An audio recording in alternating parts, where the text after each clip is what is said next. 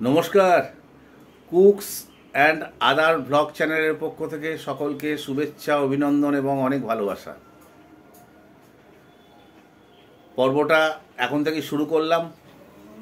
আজকে রবিবার, বাজারে তো যাব, কিন্তু এখনও ঠিক করিনি কি বাজার করব।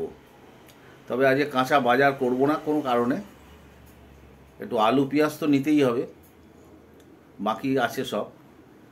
আর মাছ নেব না মাংস নেব বাইরে বেরিয়ে ঠিক করব, এখনও আমি ঠিক করতে পারিনি।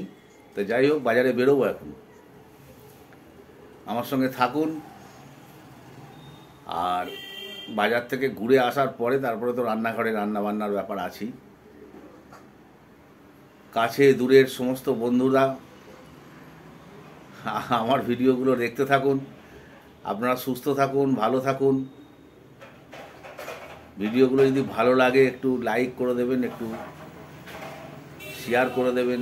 আর যারা আমার ভিডিও নতুন দেখবেন বা দেখছেন তারা একটু সাবস্ক্রাইব করে দেবেন আর বেল নোটিফিকেশানটা অন করে দেবেন, যাতে আমার ভিডিওগুলো আপনাদের কাছে পৌঁছায়। তাহলে পর্বটা এখন থেকেই শুরু করলাম। এখনই আমি বাজার বেরোবো, বাজার থেকে ঘুরে এসে তারপরে রান্না বান্না। আমার সঙ্গেই থাকুন। আজকে রবিবার, বাজারে তো যেতেই হবে। তা মাছ ভাবছি আজকে আর নেব না, আজকে একটু চিকেন নিয়ে আসি। আমার তো ফিক্সড দোকান, সেখানেই যাই, গিয়ে একটু চিকেন কিনে নিয়েই আসি। আর ওখান থেকে আবার বাজারে যাব, একটু আলু পেঁয়াজ নিতে হবে। 8টা বাজে, রবিবার, বাগবোড় ফাঁকা এখনো। এক একদিন এক এক রকম রূপ নেয় এই বাগমোড়। আজকে একদম ফাঁকা। দুদিন রথের প্রোগ্রাম গেল, ভিড় ছিল রাস্তাঘাট।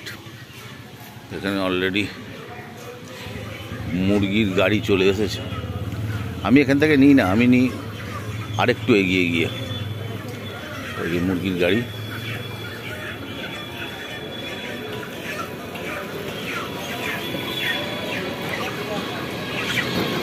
আমি নেব সামনের থেকে। চিরপরিচিত আমার বাগমোড়, ফ্ল্যাট থেকে আধ মিনিট, ফ্ল্যাটের ঘর থেকে বাগমোড় আসতে 8 মিনিট। এই সেই কল্যাণী রাস্তা, আজাওয়াড়া স্টেশন।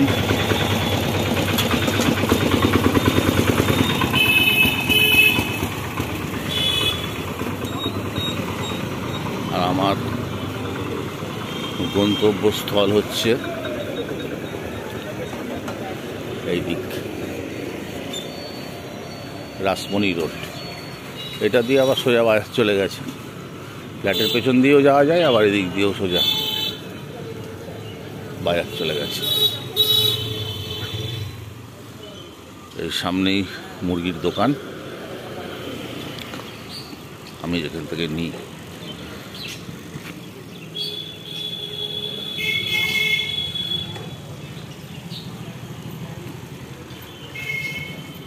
কত করে যাচ্ছে গো?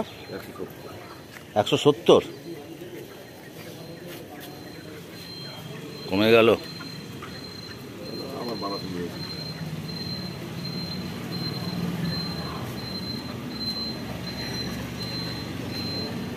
মেটে বাদে এই মালটা কতটা হবে? 1 কেজি হবে? হ্যাঁ হ্যাঁ, যা হয় দাও। মেটেটা বাদ দিয়ে স্টমাক দিয়ে দাও।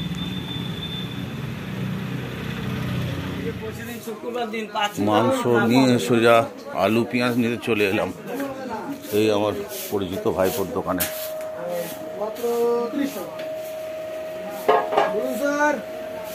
ভাইপো, এইটা কত করে? এইটা আমাকে 2 কেজি দাও।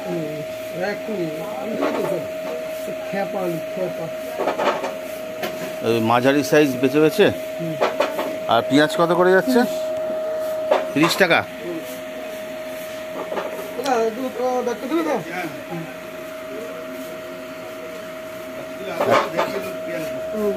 আদা রসুন নেবো না আজকে আর। 1 কেজি পেঁয়াজ নিই, 2 কেজি আলু নিই। পেঁয়াজটা এই আদা রসুন পরে বাবা বস্তা লোড রসুন। হ্যাঁ আমি জানি না, আমি ক্যামেরা ধরেছি, এবার বুঝবে। দেবো তো, ছাড়বো যখন তোমার বদনাম। লোকালে তো 2-4 জন দেখে। ওই গোটাটা বাদ দাও, এই বিশাল বড়টা এই যে। হ্যাঁ হ্যাঁ ভালো আলু দাও। না না 2 কেজি 2 কেজি 2 কেজি দাও। হ্যাঁ না আদা কত করে? আদা না 110, 250 না 20 টাকা অফার চলছে। 250 একটা পাত্র দাও, পেঁয়াজটা বাছি। ওরে বাবা এত বড় আদা 1.5 কিলো পেঁয়াজ। বাবা ব্যাগে লোড হয়ে গেল না, যাবে তো পড়ে যাবে না? আশা করি যাবে না। 250 আদা কি ভাই? আচ্ছা লঙ্কা রসুন না না ঠিক আছে। 95, 45, 130, 20 আর 150। কত হয়েছে? আচ্ছা তোমার 95, 45, 45 আর হচ্ছে 20, 160 টাকা।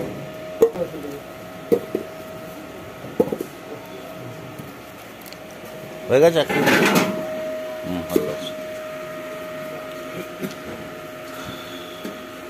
তাহলে 40 আর 30 70। বাজার থেকে মাংস তো নিয়ে এসে আচ্ছা করে ধুলাম, ধুয়ে জল ঝরাতে দিছিলাম। এবার জলটা ঝরে গেছে। এইটাকে এখন শুধু শুধু হলুদ মাখিয়ে রাখা হবে। হলুদের কোটো কোথায়? এইটুকু কাজ আমি এগিয়ে দেবো, বাকি কাজ গিন্নির। কি করে রাখবে জানি না। কতটা হলুদ দেবো তুমি বলো? ব্যাস। এবার কি করবে জানি না, আমি শুধু একটু হলুদ মাখিয়ে রেখে দিলাম মাংসগুলো। এইবার মাংসর যা কাজ সেও করবে। এর মধ্যে একটু তেল পড়বে, ব্যাস পড়লো। একটু তেল দেওয়া হলো আর হলুদ দেওয়া হলো, তেল হলুদ দিয়ে মাখিয়ে রেখে দিলাম, বাস। এরপরে কাজ গিন্নির। দিয়ে ঢাকা দিয়ে রাখলাম। এবার কখন রাঁধবে, কিভাবে রাঁধবে, কতক্ষণ থাকবে, গিন্নি বুঝবে। আমি তো ওদিকে মাংসই হলুদ আর তেল মাখিয়ে রেখে দিলাম, দিয়ে ঢাকা দিয়ে রেখেছি। আর এদিকে গিন্নি আমরা টক শুরু করে দিয়েছে। কড়া চাপিয়ে তেল দিয়ে দিয়েছে, তেল গরম হওয়ার পরে সর্ষে দিয়েছে, ওদের 2-4টে সর্ষে দিয়েছে, দিয়ে আমরা, এটা বিলাতি আমরা, তাই তো?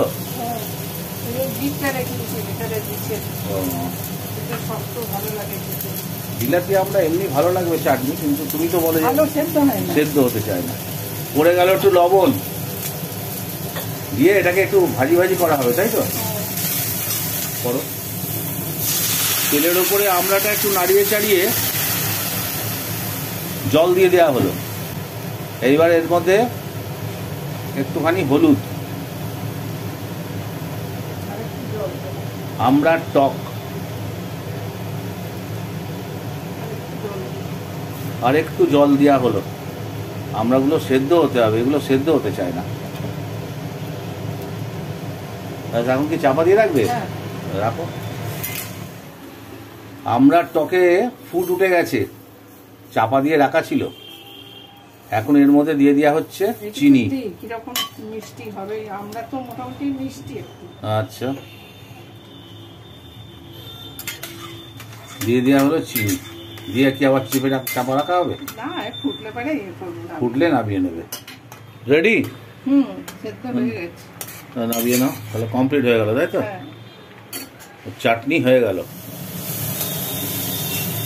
আমড়ার চাটনি নামিয়ে আলু উচ্ছে ভাজা হচ্ছে। ভালোই হয়েছে। প্রথম পাতে তেতো, শেষ পাতে টক, আর মাঝখানে মাংস। তাহলে যেটা মাঝে হবে সেটা শেষে রান্না। প্রথমেই টক, তারপরে তেতো, হয়ে যাক। মাংসটা গরম গরম থাকলে সেটা করলেই ভালো। ঠিক আছে, ভাজো। উচ্ছে ভাজি তো নামানো হয়ে গেছে, এবার মাংস রান্নার প্রথম পর্ব। মাংসর আলুগুলোকে তেলে ফেলে একটু ভেজে নেওয়া হচ্ছে। আলুগুলো ভাজি হয়ে গেল, আলুগুলোকে তুলে নেওয়া হচ্ছে।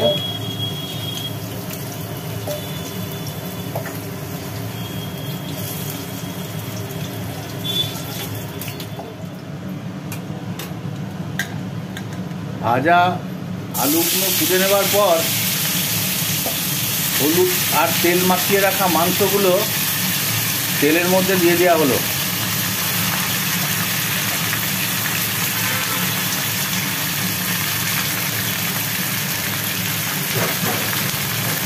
এখন এই মাংসগুলোকে এগুলোকে এখন ভাজার কাজ চলবে, এগুলোকে এখন ভাজার কাজ চলবে, মাংসটা ভাজার কাজ চলবে। তেল লাগলে একটু দিতে হবে, কেমন এইটুকু তেলে হবে ভাজা? এখানে দুটো কড়া একসাথে চেপে গেছে। এর আগেও এই রান্নাটা দেখানো হয়েছিল। এই কড়াটার মধ্যে পড়ে গেল তেল। আমি কালো কড়া আর সাদা কড়া এইভাবে আমি রিলে করেছিলাম, আর এটাই মাংস ভাজা চলছে। ওটাই পড়ে গেল জিরে আর তেজপাতা।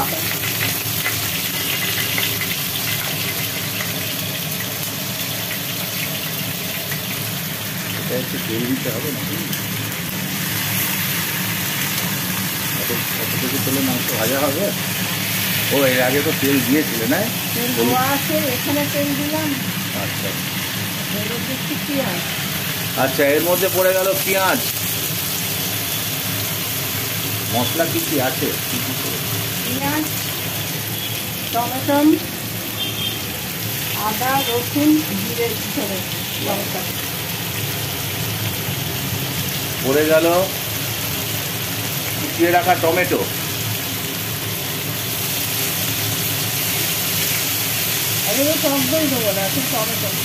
আচ্ছা, যে টক দই দিয়ে হবে না, আজকে তো দেখছি অন্য কায়দায় করছো।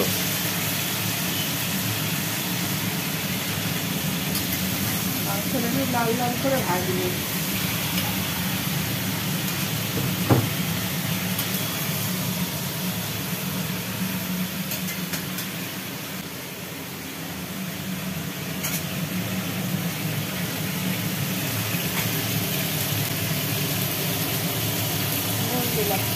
এটার মধ্যে পড়ে গেল লবণ,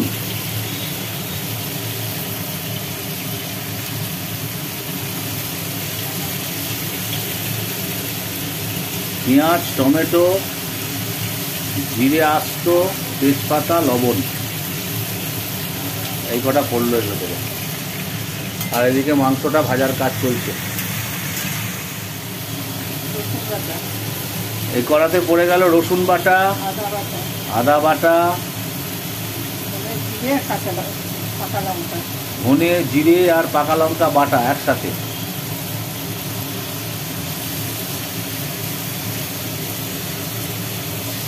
লঙ্কা কি দিয়েছে জানি না, ঝাল হলেই হবে। আচ্ছা, এইবার পাকা লঙ্কা চিড়ে ওর মধ্যে দিয়ে দেওয়া হলো। এটা একটু রিচ স্পাইসি হবে।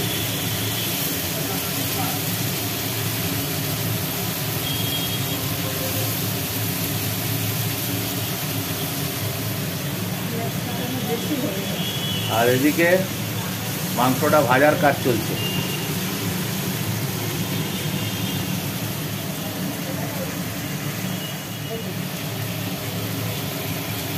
মশলাটা কষাতে কষাতে এর মধ্যে পড়ে গেল হলুদ পরিমাপ মতো। ও মাংসটা যা হবে না, আমি মশলার এই মাংস ভাজা দেখেই বুঝতে পারছি। খাবো তো আমি, এখন সত্যি বলবো না মিথ্যে বলবো সেটা আপনারা বুঝে নেবেন আমার মুখের চেহারা দেখে। দই দিয়ে তো করি, কাঁচা দই মাখিয়ে আজকে একটু ভেজে এরকমও তো করি। এর আগের দিনও তো এরকম করি। হ্যাঁ, এরকম ভাবে করেছিল। এটা কিন্তু খেতে ভালো লাগে, মাংসটা ভাজা হয় একদম। ওটা একটুখানি কেমন দই আর কেমন একটা কেমন গন্ধ গন্ধ আসে। গন্ধ না হলেও কেমন লাগে একটা, পরে শরীর নিজের মুখটা মিটিয়ে যায়। আর এটাতে একবারে মানে ফার্স্ট ক্লাস লাগে খেতে। মাংসটা ভাজা হয় না, ব্রয়লার এমনি একটু ভেজেই খেতে হয়।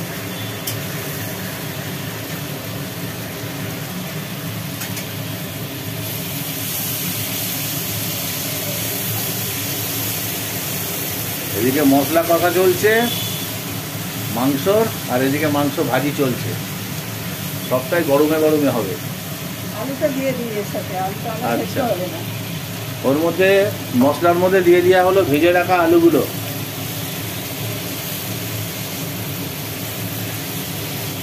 এই যতগুলো আলু দেখছেন কড়ার মধ্যে পড়লো, এই আলুগুলো সব আমি খাবো।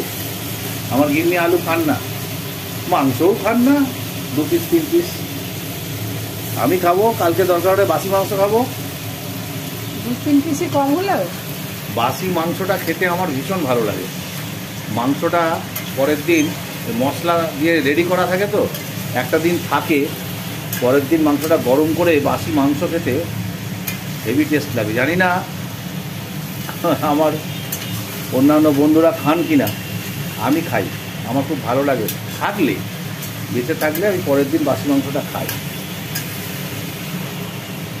যদি থাকে কাল খাবো। আজকে থাকবে, কালকে খাওয়ার সময় হবে। হবে 2-4 পিস তুলে রাখবে, বাসি খাবো।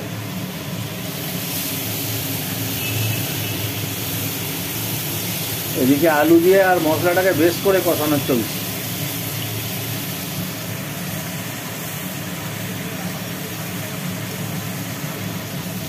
রান্নার স্টাইলটা এত ভালো লাগছে আমার, যার জন্য আমি মোবাইলে মানে ক্যামেরা অফ করতে পারছি না। এরপরে কি হয়, এরপরে কি হয় একদম। এর আগে একবার করেছিলে, কিন্তু আমার অত মনে নেই, ক্যামেরাটাকে অফ করতে পারছি। যখন ভিডিওতে না আসতাম তখন তো এখন করেছি অনেক। হ্যাঁ, ভিডিওতে এরকম রান্না দেখানো হয়েছে, মানে ক্যামেরায় আমি বন্ধুদের রান্না দেখিয়েছি।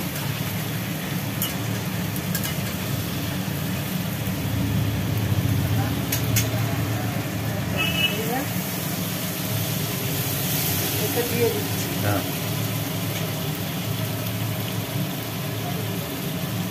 ভাজা মাংসর উপরে কষানো মশলাটা পড়ে গেল।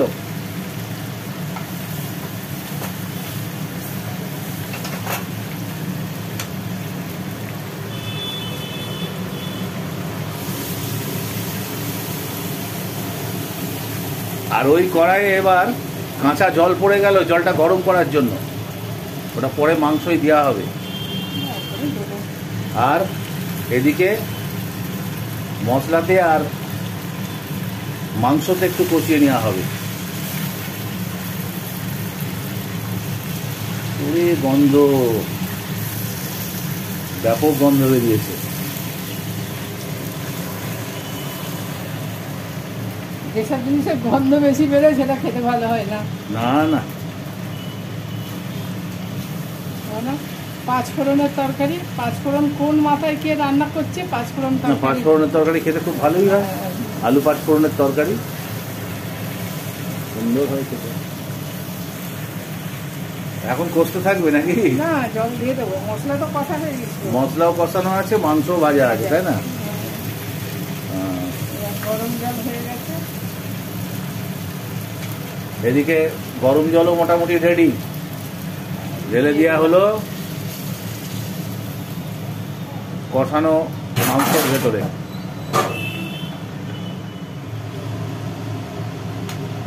এবার কি ঢাকা দিয়ে রাখা হবে নাকি? বলছি ঝোল ঝোল হবে না এমনি কষা কষা হবে? এই ঝোল কষা হবে আর কি। একদম শুকনো হবে না, আবার খুব বেশি ঝোল হবে। রাখো, ঢাকা দিয়ে রাখো।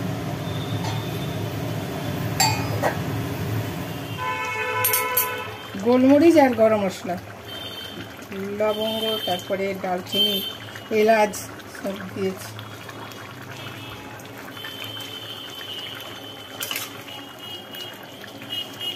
মনে হচ্ছে আমি খাসির মাংস রান্না করছি। গন্ধ তো সেরকমই বেরোচ্ছে।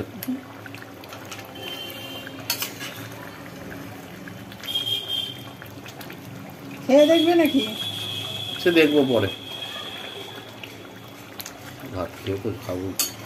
ভাত খেয়ে খাবে না? ভাত খাওয়ার সময় ভাত খাবে। খাওয়ার সময় তো খাবো। আচ্ছা, এবার নামিয়ে দেবো। হ্যাঁ, তাহলে হয়ে গেল কমপ্লিট। হ্যাঁ। ঠিক আছে, তাহলে নামিয়ে নেওয়া হবে। হ্যাঁ, নামিয়ে নেবে তো? হ্যাঁ, হয়ে গেছে। ব্যাস। আর কড়াই? কড়াতেই থাকবে। হ্যাঁ, থাক। ঢাকা দিয়ে রাখি এরকম। দুপুরের মধ্যাহ্নভোজের তো সময় হয়ে গেল, খাবার টেবিলে চলেও এসেছে। ভাত, লঙ্কা, এটা আলু উচ্ছে ভাজা, মাংস, চিকেন, আমড়ার চাটনি, স্যালাড। রান্নাগুলো সবই দেখানো হয়েছে। খেতে বসি তাহলে। রবিবারের মধ্যাহ্নভোজ, প্রথম পাতে তেতো, মাঝে ঝাল মাংস, শেষ পাতে টক আমড়া।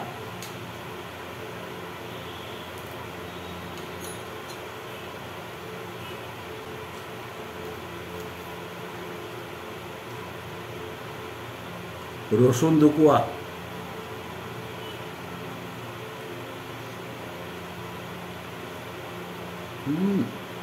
ভাত তো গরম, এমন আওয়াজ হতো।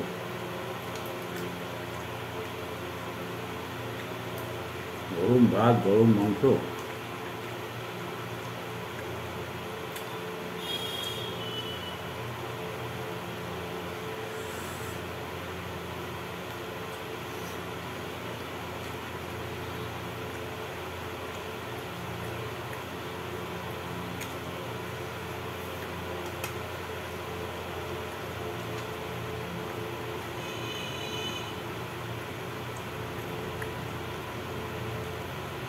খেতে বসে এর আগেও বলেছি, আলু উচ্ছেটা এমনভাবে ভাজা হয়, এই দিয়ে সব ভাত খাওয়া যায়।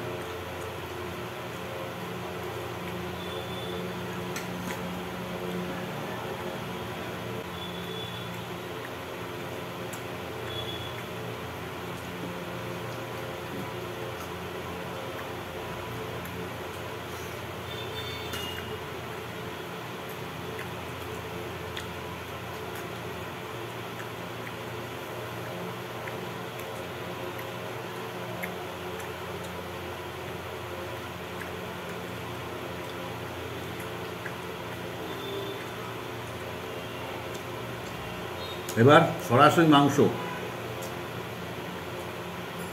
একটু ঝোল ঢেলে নিলাম।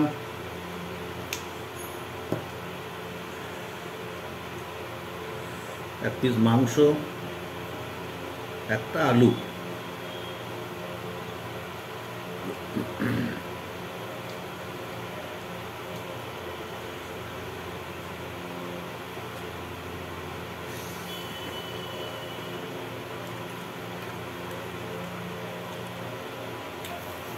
একবারে রিয়াজি খাসি না, যে খাবে সেই জানতে পারবে বা বুঝতে পারবে। একদম রিয়াজি খাসি, গন্ধ, টেস্ট এইভাবে মাংস গলে উঠে।